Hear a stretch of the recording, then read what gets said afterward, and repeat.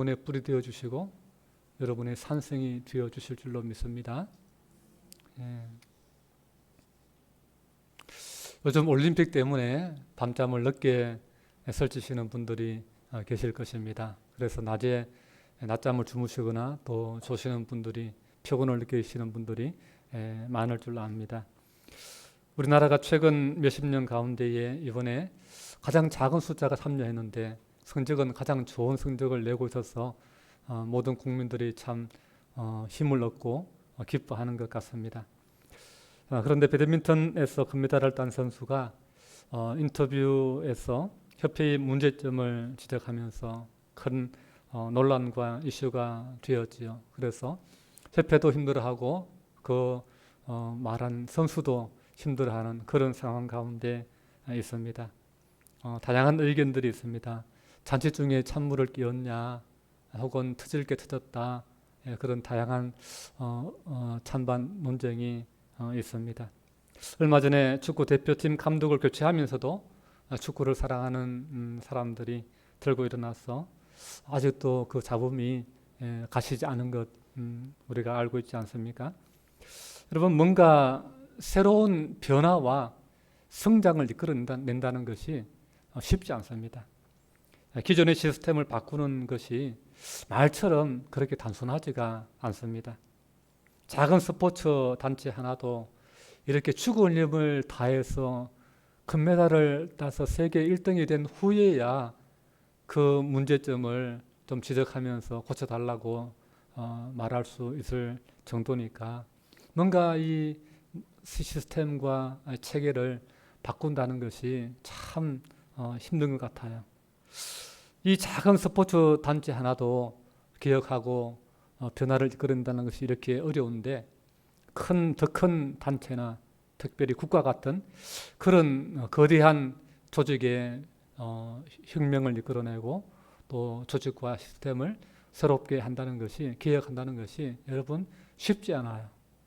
그래서 대한민국을 정말 고아와 거지가 득실거리는 그런 나라에서 오늘날까지 이끌어냈던 우리 선배 세대들, 그분들이 참 문제도 있고 참 잘못한 것도 있지만, 그러나 한편으로 생각하면은 참 어떻게 이런 대한민국으로 이렇게 발돋움할 수 있도록 이렇게 변화를 이끌어내는지 참 감사하지 않을 수가 없습니다. 경제 성장도 그렇고 민주화도 그렇고 어느 면에서 볼 때에 다들 공로가 있고 귀한 것 같습니다. 그래서 옛날에 그 왕조가 이렇게 무너지고 또 새 왕조가 들어설 때에 모든 조직과 시스템이 개혁이 일어나고 변화가 일어나지 않습니까? 그러기 위해서 한 왕조가 끝나려면은 최소한 몇백 년이 걸렸던 것을 우리가 보지 않습니까? 뭔가 하나를 바꾼다는 것이, 새로운 변화를 시도한다는 것이 사실 힘들지요. 웬만해서는 그게 바꾸지 않습니다. 그래서 바뀔 때 보면은 항상 이렇게 반란이 일어나거나 민중봉기나 혁명이 일어나서 어쩔 수 없이 이렇게 바뀌는, 마지못해 바뀌는 그런 모습을 보이지, 스스로 자발적으로 바꾸는 그런 모습은 잘 찾아보기가 힘들지요. 여러분, 종교 역시 마찬가지입니다. 기존의 틀을 바꾼다는 것이 참 어렵습니다. 때때로 계란으로 바위 치는 것만큼이나 어렵게 느껴지기도 하지요. 처음에 종교개혁을 일으켰던 루터나 칼빈 역시 그런 마음이 수도 없이 들었을 것입니다. 그래서 진정한 변화와 성장에는 하나님의 도우심과 은혜가 특별히 더 필요한 것 같습니다. 오늘 본문에 보면 기존의 신앙 체계인 유대교의 전통에서 예수 그리스도의 복음 중심의 새로운 패러다임, 새로운 기독교 신앙의 체계로 변화와 혁신을 가져오는 그러한 중요한 그러한 사건들을 오늘 보게 됩니다. 바나바와 이 바울이 1차 선교 여행을 마치고 자기들을 파송했던 그 수리아 안디옥 교회로 돌아오지 않습니까?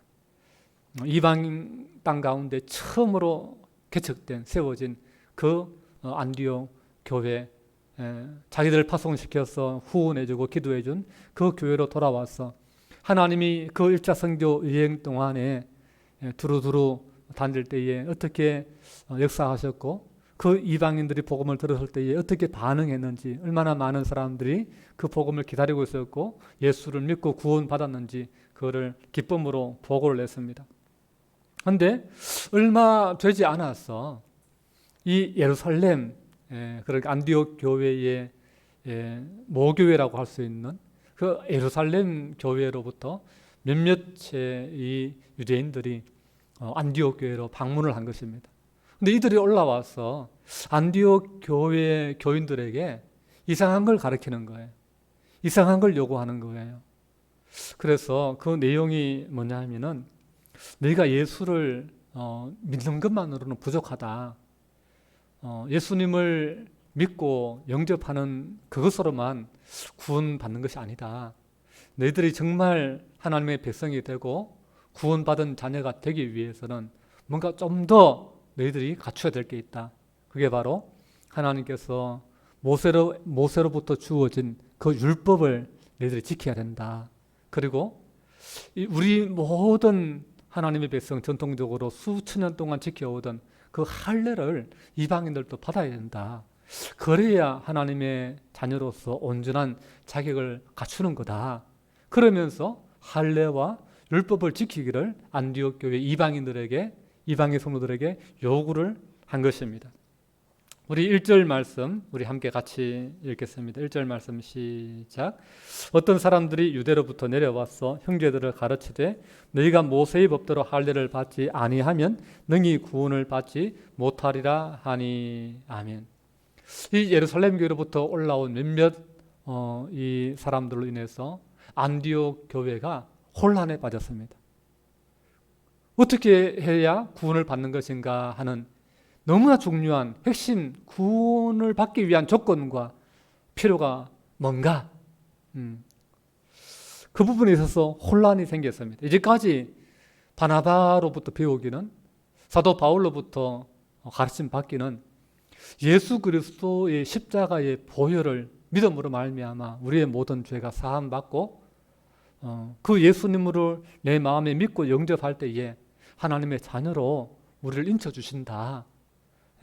그리고 성령을 우리에게 주셔서 우리의 구원을 확정해 주신다. 그렇게 배웠어요. 예수 믿는 것으로만 우리가 구원받는 것은, 하나님의 자녀가 되는 것은 충분하다. 그렇게 들었습니다. 그런데 유대인들이 올라와서 그 말 다 듣지 마. 너희들이 아직 어리기 때문에 사도 바울이 바나바가 그 정도만 이야기한 거야. 진짜 좀 더 깊이 들어가면 구원을 받기 위해서 좀 더 필요한 게 더 있어. 그러면서 할례를 받아야 돼. 율법도 지켜야 돼. 그렇게 이야기하는 거예요. 사실 이 고민이 이 초대교회 안디옥 교회만의 고민이 아니라 어쩌면 오늘 이 땅에 살아가는 많은 성도들에게도 이런 구원의 확신에 대한 고민이 아마 있을 줄로 압니다.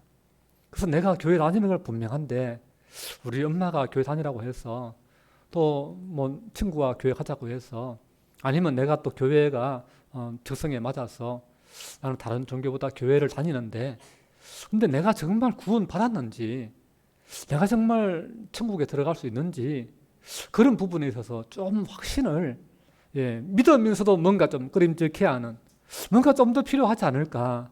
내가 구원받기 위해서는, 내가 천국에 들어가기 위해서는 좀 더 내가 뭔가를 하나님을 위해서 뭔가 해야 될 게 있지 않을까라고 하는 그런 미심쩍어하는 그러한 부분들이 있는 것 같아요. 내가 헌금을 잘 못하는데 이래가지고 내가 구원받을 수 있을까? 천국 갈 수 있을까? 내가 봉사를 잘 못하는데 천국에 가기 위해서, 구원받기 위해서는 하나님의 자녀라고 내가 당당하게 말할 수 있기 위해서는 좀 더 뭔가 봉사를 해야 되지 않을까? 좀 더 착한 일, 선한 일을 해야 되지 않을까?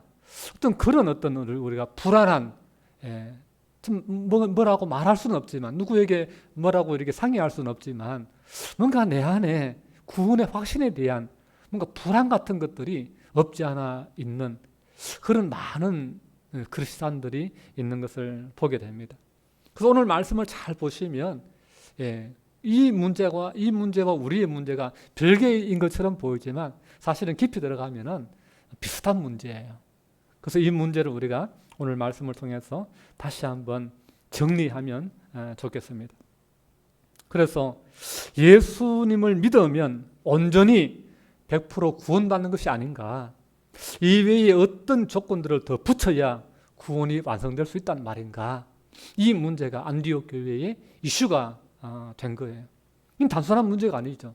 내가 구원받았는가 구원받지 못했는가, 신앙생활에서 이것만큼 더 중요한 문제가 있습니까? 내가 천국에 갈 수 있는가 못 가는가, 이것만큼 더 중요한 문제가 있습니까? 이거는 모든 문제보다도 가장 우선적인 문제이고 가장 시급한 문제이고 빨리 정리해야 될 문제이지요. 그러니 이 안디옥 교회의 유대인들로, 예루살렘에서 올라온 그 유대인들로 말미암아서 이 혼란과 논쟁이 계속해서 일어나는 거예요. 들어보니까 그 말도 맞는 것 같아.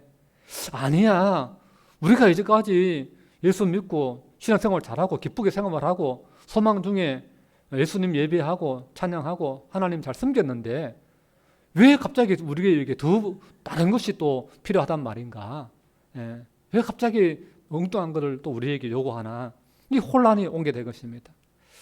사실 안디옥 교회는 창립된 지 얼마 되지 않은 사실 초보 신자들이 많이 모이는 교회였습니다. 그래서 이들이 내린 결론이 뭐냐? 우리끼리 이렇게 논쟁할 것이 아니라 우리 교회가 여기까지 이렇게 오게 된 원인이 되는, 근본이 되는, 본 모교회가 되는 그 예루살렘 교회에, 거기에 예수님께로부터 직접 배우고 또 훈련받은 사도들이 다 거기 있지 않느냐, 그리고 훌륭한 똑똑한 지도자들이 거기 있지 않느냐, 우리보다 더 신앙이 깊은 사람들이 있지 않느냐, 그 사람들에게 그러면 물어보자, 그렇게 결론을 내릴 것입니다. 쉽게 말하면 신앙에 더 연륜이 깊고 또 성경적으로 많이 알고 있는, 그리고 하나님의 은혜를 많이 체험한 신앙의 선배들에게 물어보자, 이렇게 된 것이지요. 2절 말씀, 그래서 우리 이렇게 결론을 우리 보게 됩니다. 한번 2절 말씀 같이 읽겠습니다. 시작. 바울 및 바나바와 그들 사이에 적지 아니한 다툼과 변론이 일어난지라 형제들이 이 문제에 대하여 바울과 바나바와 및 그 중에 몇 사람을 예루살렘에 있는 사도와 장로들에게 보내기로 작정하니라. 아멘. 그래서 이 구원의 필요 조건, 충분 조건이 무엇인가, 그것을 확정짓기 위해서 바울과 바나바 그리고 안디옥 교회 대표 몇 명을 이제 예루살렘으로 파송을 보내게 됩니다. 안디옥 교회는 이방인 지역에 최초로 세워진 능력 있는 교회였습니다. 세워진 지 얼마 되지 않아서 믿음과 말씀으로 얼마나 강력하게 성숙해 가고 건강하게 또 자라나서 정말 또 다른 이방 땅에 선교사를 파송해서 교회를 세울 만큼, 개척할 만큼 그런 참 모범적인 교회로 발돋움하게 되었고, 그리고 얼마 되지 않은 그 안디옥 교회가 예루살렘 교회에 흉년이 들어서, 기근이 들어서 많이 경제적으로 어렵다는 소식을 듣고는 그들이 십시일반 헌금을 내서 우리가 좀 도와주자, 우리에게 구원의 복음을 우리에게 전해 주어서 우리가 하나님 자녀 되고 천국 갈 수 있도록 이런 귀한 선물을 주었으니 우리도 그들에게 물질적으로라도 우리가 도울 수 있을 때 돕자, 이래가지고 헌금을 보내어서 예루살렘 교회의 그 고난과 환난 가운데 있는 교회를 도왔던 교회입니다. 참 지혜롭고 또 성숙한 그런 교회로 성장하고 있는 안디옥 교회의 모습을 보게 되는 것이지요. 그래서 우리가 너무 오래 믿었다고 해서 너무 우리가 자랑할 것도 없고, 우리가 신앙의 연륜이 짧다고 해서 너무 주눅들 것도 없어요. 그래서 오직 우리가 성령님의 인도하심에 민감해서 하나님의 말씀에 우리의 마음을 담고 하나님 말씀을 주의 깊게 읽고 묵상하면서 그 말씀대로 살아가려고 애쓰고 노력하고, 또 우리 믿음의 선배들의 충고에 귀를 기울이면서 우리가 신앙생활을 해나갈 때에 하나님이 능력을 주시고 하나님께서 이끄시는 그 훌륭한 성숙한 그리스도인으로서 우리가 자라날 수 있게 된다라고 하는 사실을 우리가 알게 됩니다. 그래서 우리가 주눅들 필요도 없고 자만심을 가질 필요도 없고 오직 우리가 하나님의 말씀에 귀를 기울이면 되는 거예요. 성령님의 인도하심에 우리가 민감하면 되는 것입니다. 프란시스 셰퍼는 이렇게 말했습니다. 믿음의 세계는 용장도 졸장부도 따로 없다. 하나님을 온전히 의뢰하며 하나님의 능력의 손에 붙잡힌 사람은 용장이 되지만 그러나 지가 잘났다고 하나님의 은혜를 갈망하지 않으면 하나님의 능력을 뿌리치고 살아가는 그런 사람들은 졸장부가 될 수밖에 없다. 그렇게 말합니다. 여러분 어떻습니까? 여러분은 대장부로 신앙의 대장부로 나아갑니까? 아니면 신앙의 졸장부의 모습을 보이십니까? 여러분 우리 자신을 의지하지 마시고 여러분 지식과 경험만을 붙들지 마시고 말씀을 붙들 수 있기를 바랍니다. 그리고 성령의 인도하심과 성령의 그 이끄심의 역사에 여러분 민감하게 반응하고 순종할 수 있기를 바랍니다. 그것만이 우리의 삶을 믿음으로 또 올바른 신앙의 성장으로 우리를 이끌어 가는 것입니다. 구원을 어떻게 받는가? 구원을 받는 데 있어서 필요한 조건은 무엇이며 어떻게 하는 것이 구원받는 것이 충분한가? 라고 하는 이 논쟁은 당시 교회의 중심이었던 예루살렘으로 특별히 사도들과 예루살렘 지도자들에게 문의되었습니다. 우리 3절 말씀 우리 함께 같이 읽습니다. 시작. 그들이 교회의 전송을 받고 베니게와 사마리아로 다니며 이방인들이 주께 돌아온 일을 말하며 형제들을 다 크게 기쁘게 하더라. 아멘. 바울과 바네바 일행이 이제 수리아 안디옥 지금의 터키 땅이죠. 거기서부터 예루살렘으로까지 이제 여행을 가게 됩니다. 그 거리가 오늘날로 말하자면 서울에서 부산 이상의 거리라고 할 수 있습니다. 그럼 몇 날 며칠을 한 열흘 정도 이렇게 걸어서 이동했다라고 하는 것이죠. 그런데 오다가 중간중간에 기독교 공동체들을 만나게 되는 것이죠.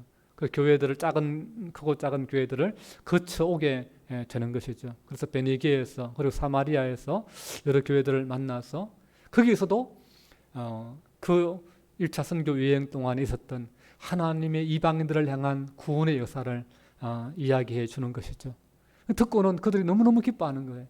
자기들이 구원받은 것도 기쁘지만 또 다른 사람들이 또 다른 지역에 하나님의 백성들이 생겨났다. 하나님의 복음이 전해졌다라고 하는 그 소식을 모두가 다 기뻐하는 것입니다. 참 이 기쁨을 가지고 이제 예루살렘까지 그들이 갔던 것입니다.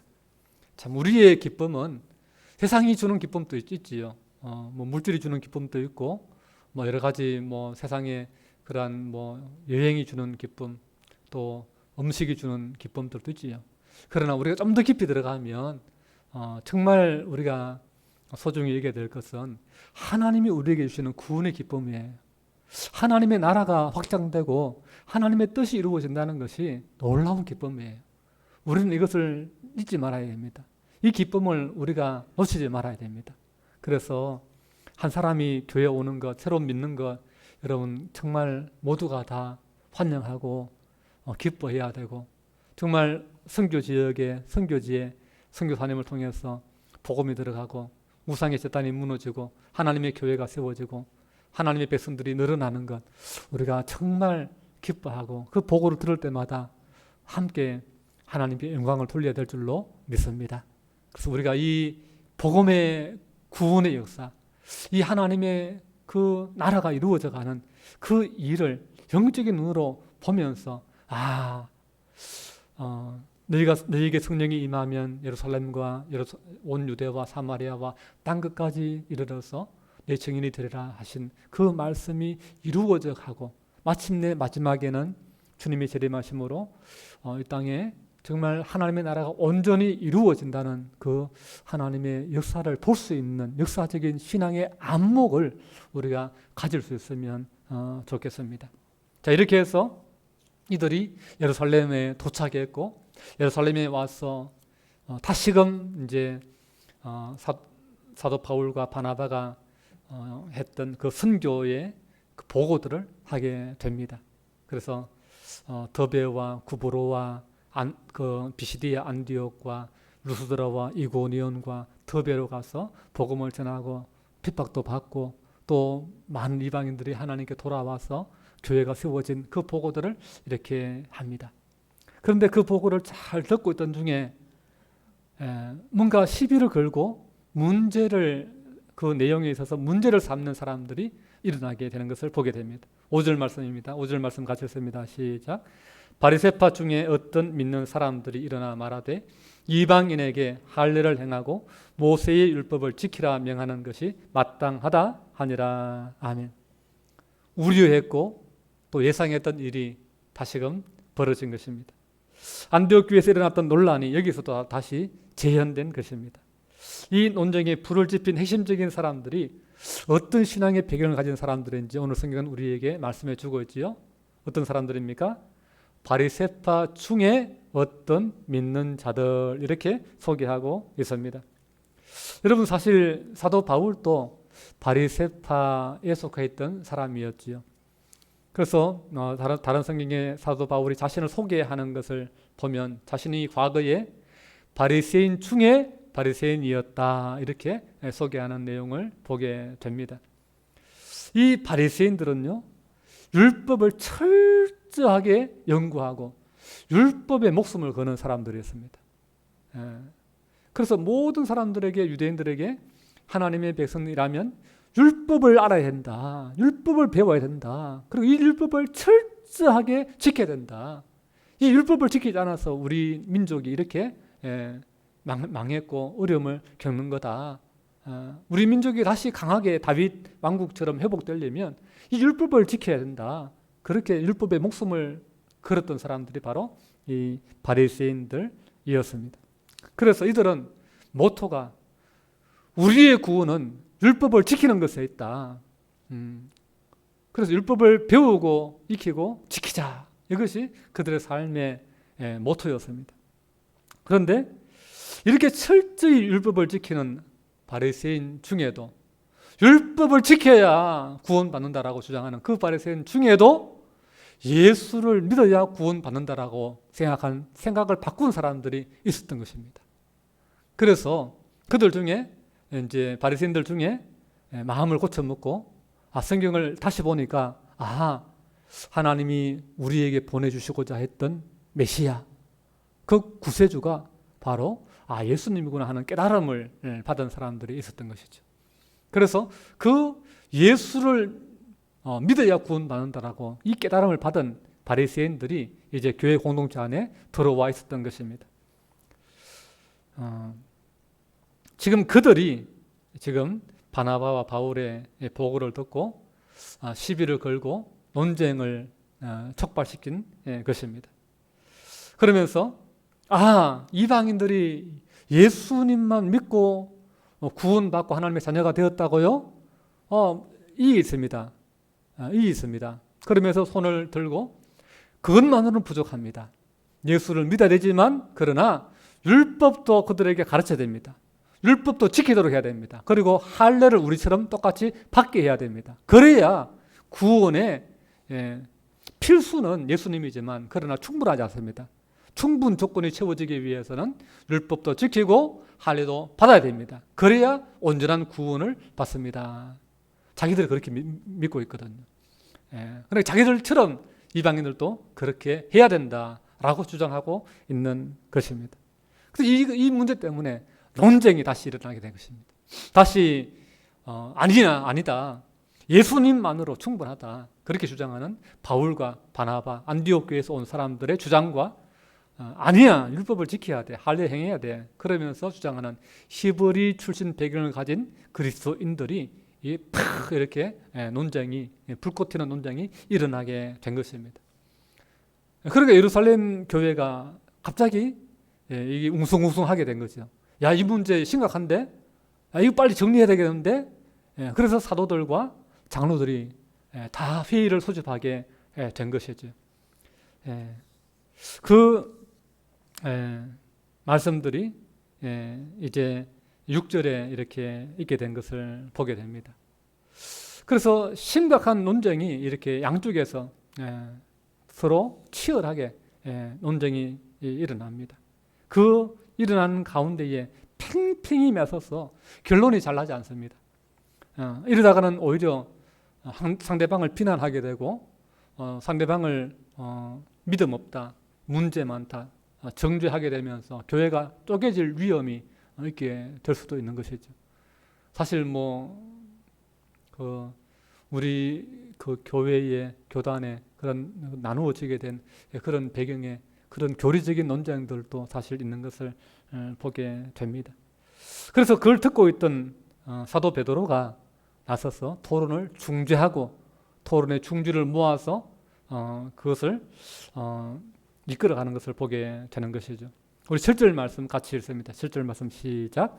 많은 변론이 있은 후에 베드로가 일어나 말하되 형제들아 너희도 알거니와 하나님이 이방인들로 내 입에서 복음의 말씀을 들어 믿게 하시려고 오래전부터 너희 가운데서 나를 택하시고 아멘. 자, 이미 사도들 가운데에 하나님께서 이방인들을 향한 그 비전, 이방인들을 구원하시고자 하시는 그 계획을 미리 알려준 사도가 있다는 것입니다. 그게 누군가? 12명의 사도 가운데 베드로였다라고 하는 것이죠. 수많은 사도 가운데 베드로에게 하나님께 특별히 먼저 알려주신 것입니다. 그래서 요바에서 기도하는 중에 환상이 내려오죠. 그래서 보자기 환상이 내려오는데 그 보자기 안에 유대인들이 아주 혐오하는, 유대인들이 불결하게 생각하는 그런 못 먹을 짐승들이 담겨 있는 거예요. 근데 하나님께서는 하늘에서 베드로야 그걸 잡아 먹어라 라고 이렇게 말하는 거예요. 그걸 못 먹습니다. 나는 이런 거 안 먹습니다 라고 하는데 하나님은 계속해서 3번이나 같은 환상을 보여주시는 거예요. 그리고 이게 무슨 뜻인가? 하나님이 내가 못하겠다고 하는데, 안 하겠다고 하는데, 지금까지 나는 그런 것들을 안 해왔다고 하는데 왜 하나님이 자꾸 하라고 하나? 왜 자꾸 받아들이라고 하나? 먹으라고 하나? 그런데 그 순간에 저 가이사랴로부터 이제 고넬료라고 하는 이탈리아 이방인 백부장이 보낸 사람들이 베드로를 찾는 것입니다. 그런 중에 성령께서 베드로에게 그 사람들 따라가라라고 하는 말씀을 주십니다.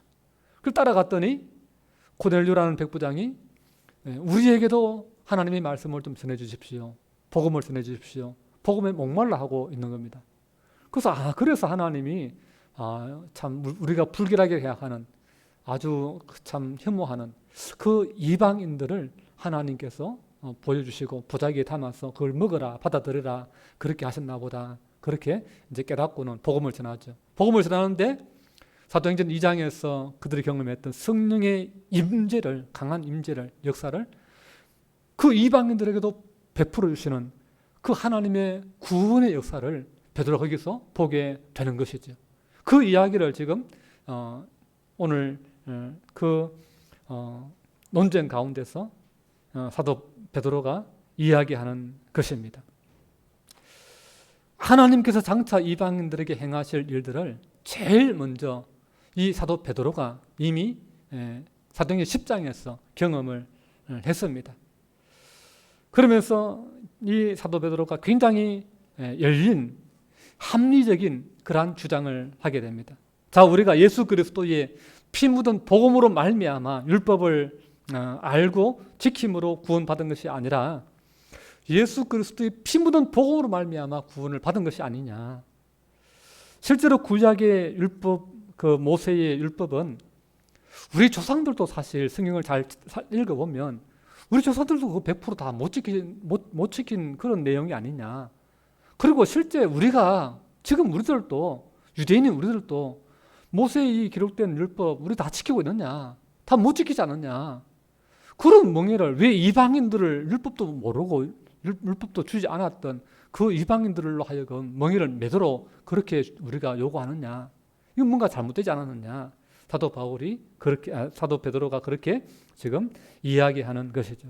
그러면서 그들에게는 오직 예수 그리스도를 믿음으로 구원받는 것으로 그들의 구원에 충분하고 또 모든 필요한 것들을 다 예수 그리스도 안에서 다 갖추고 있다. 그것만으로 충분하다. 그렇게 자기 의견을 개진한 것입니다. 여러분 그렇습니다. 우리를 죄의 사슬에서 끊어내시고 벗겨주신 분이 누구입니까? 우리가 어떻게 구원받게 되었습니까? 우리가 율법을 막 연구하고 공부하고 글 하나하나 문자적으로 지켜서 여러분 구원받았습니까? 그렇지 않잖아요. 우리는 오직 예수 그리스도의 십자가의 그 보혈, 그 구원의 죄사함의 은총으로 말미암아 그 예수님을 내가 믿고 그 예수님을 마음속에 영접함으로 말미암아 우리가 구원받은 거예요.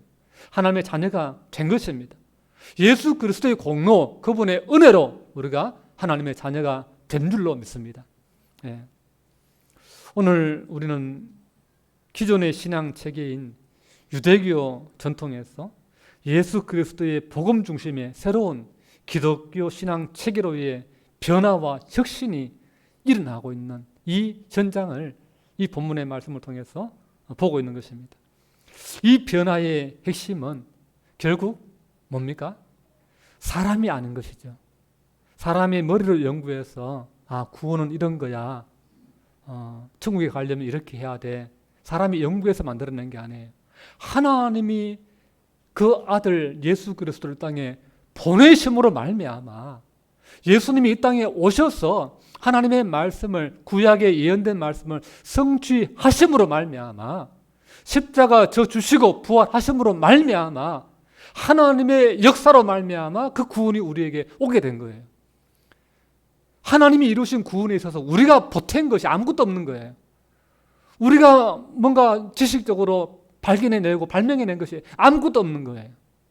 하나님이 인류 역사 가운데 하나님이 아들을 보내셨고 그 예수님이 땅에 오셔서 하늘의 비밀, 하나님의 나라의 그 놀라운 복음을 우리에게 전해주셨고 알게 해주셨고 그리고 십자가와 부활을 통해서 우리에게 그 구원의 놀라운 은총을 우리에게 선물로 주신 것입니다. 그리고 예수님을 믿는 우리에게 성령님을 보내주셔서 우리 마음에 그 구원의 진리를 깨닫는 은혜를 주시고 구원의 그 믿음을 주시고 우리에게 그 구원을 확정해 주신 것입니다. 모든 것이 다 하나님이 하신 일이죠. 하나님이 예수님을 통해서 하신 일이고 하나님이 성령님을 통해서 하신 일입니다.